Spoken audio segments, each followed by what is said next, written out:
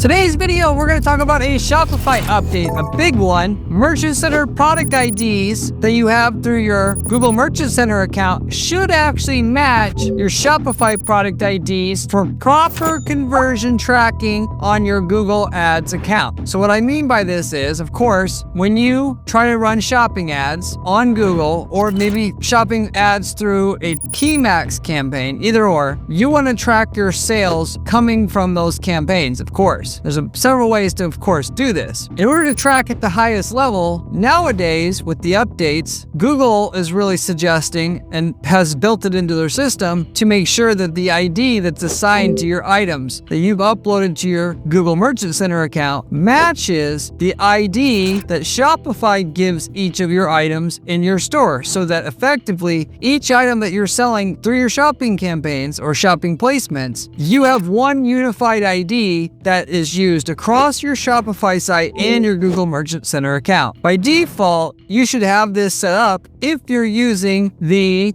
Google and YouTube app on your site, or generally speaking, if you've used an automated feed plugin app as well. It's not guaranteed depending on which one you use and how you configured it. If you don't have these numbers matching up now, you're going to lose some conversion data and likely don't want to change your setup, because it's going to send your campaigns back into learning mode for months if you do make this change. So I wanted to let you know this up front, but there's an alternative way to basically bridge the gap without having to do that if you are in that situation. And if you haven't set up a shopping campaign for your business yet, then at least you know this up front so you don't make the mistake and it's hard for you to back out of the change later on down the road, given that this is really what Google wants. It's going to give you an edge. And when your competition does things this way and you don't or can't back out of it, you now are at a disadvantage in your market running shopping ads, and your competitors will get more action than you will. So I'm going to go through what the details are about this on this video. What is your options of dealing with it, how to do it,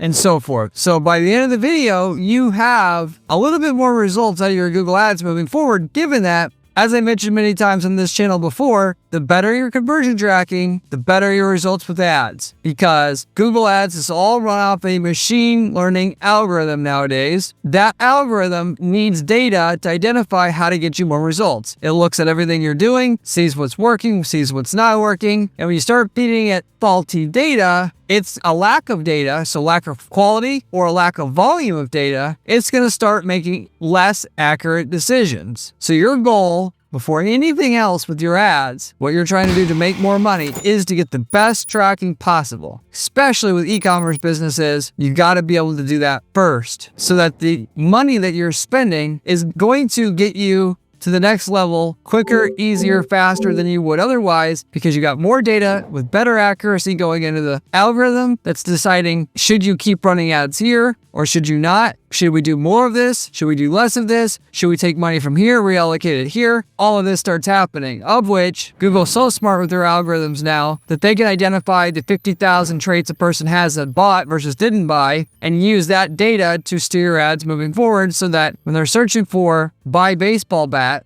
that person searches for that. There's 1,000 different types of people within that crowd of people who search for that keyword, and their algorithms are going to figure out what portion of it that's profitable for your brand versus somebody else's, so that you can find the 10% of it that's a home run for you and just have your ad show for that moving forward. But all that happens starting with feeding it the right data to begin with, which is why Google's given us these great tools to track our results and actively have worked to make it to where there's a better handoff of data from Shopify to Google Ads, given so many people are on Shopify. So that said, I'm going to get into explaining this here. Assuming you have the Google and YouTube app to send your product data to Google right now, here's kind of like what happens. You got your product feed for Google that's sending data to Google Merchant Center. And with that, when somebody buys, you got also your Shopify conversion tracking set up through the app as well. And you set up enhanced conversion tracking, which is the type of tracking that you absolutely want, because it's going to get you a lot more conversion data and therefore a lot more results, going back to what I was saying before. What happens is Shopify, when you buy, is going to send the Shopify product ID of the items that they bought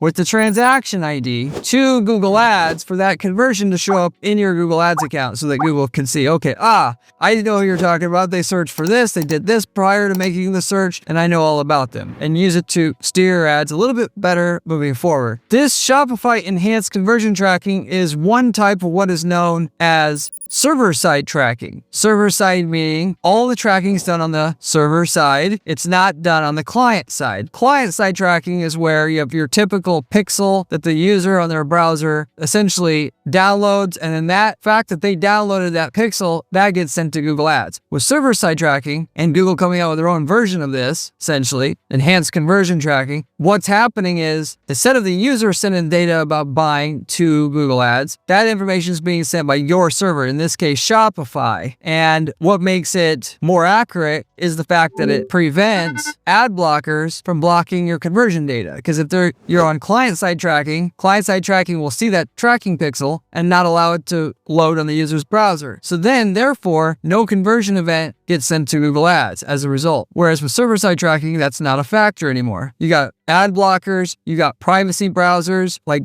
Brave browser, you got devices that are trying to block it, and so forth. It's a massive problem, which is why upwards of 50% of conversion data is not going to go through with client-side tracking nowadays. Depending on what you're selling, how much it is, more expensive of what you sell is, the less data is going to go through. And kind of that's the deal. That's the case with everything. Server-side tracking is the best. That's what you want to go with anymore. But enhanced conversion tracking with Google Ads, whereas it's pretty good, there's still other options that are better, which I'm going to talk about here also in a minute when it comes to Shopify tracking itself. Generally speaking, because you have that app on your Shopify store, and because this is a partnership literally between Google and Shopify, you got this data going through the Shopify product ID and the transaction ID that's given to Google, while Google Merchant Center, which has your product data, they are able to, every time someone, first of all, uploads items to Google Merchant Center, it sends data to Google Ads on their servers, as well as anytime someone clicks on a shopping ad. And when somebody clicks on a shopping ad, it's going to send the Merchant Center item ID to Google Ads, or in other words, Merchant Center product ID, plus a timestamp, so that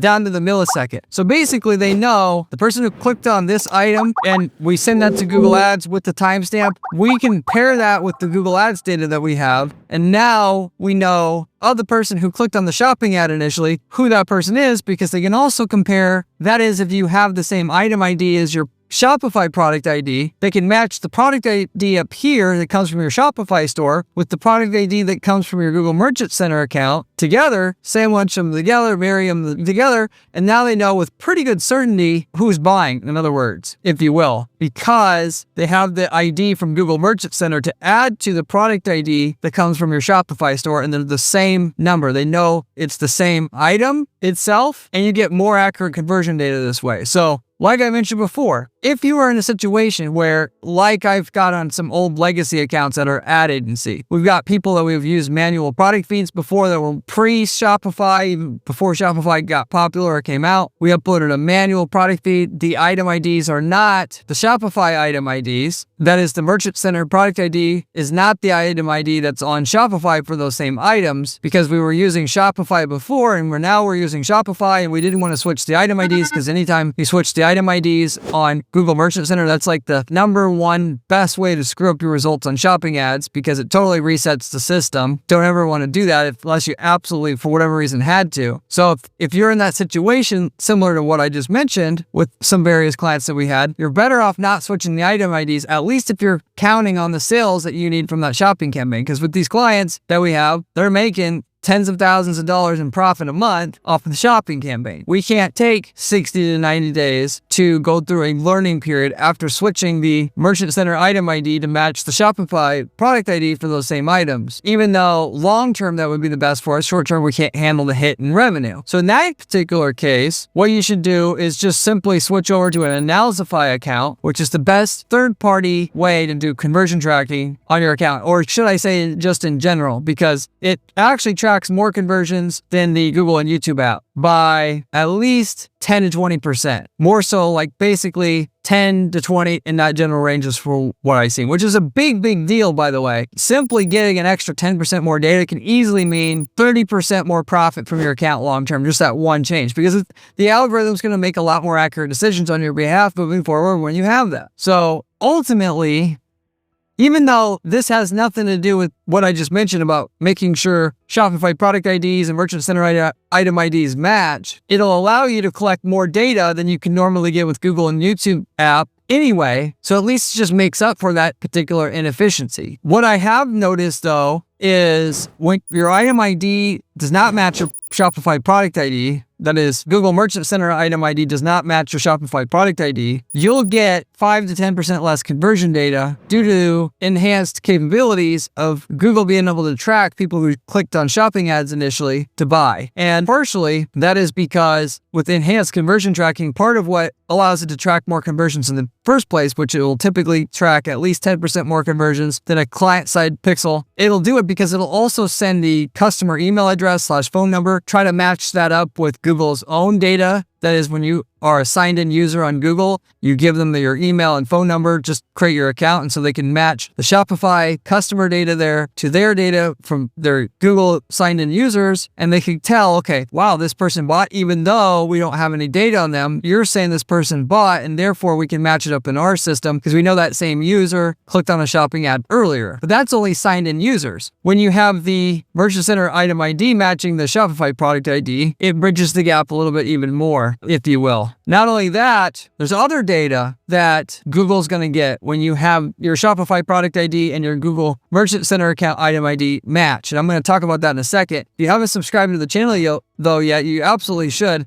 I've got the best information you're going to find online about how to make money with ads, because I've got 20 years of experience doing this now, and I do it as my full-time job, and I share what I have on the weekends, whereas all week long I'm just doing ad strategy and testing at our firm. So you got the most relevant information you're going to find online about how to make money with ads here, and so you should subscribe. I've got a great blog on my site. In addition to this, you can find that at guaranteedppc.com/blog, where I give you step-by-step instructions as well on how to make money the way that we're doing it for our clients at our firm that guarantees our results. So if you like the channel, you should check that out as well. If you have any questions about anything I'm covering here, by the way, you can always leave me a comment below. I get back to every single person who leaves me a question or comment on this channel, usually within 24 hours. And beyond the comment section, which you can ask any marketing related question you'd like, I don't mind answering them. You can also reach out to me through my Discord group, link in the description of the video, as well as through my site at guaranteedppc.com itself, of which, through my site, by the way, I offer coaching and consulting. I offer done for you PPC management services, where we manage basically any online ads that clients want to run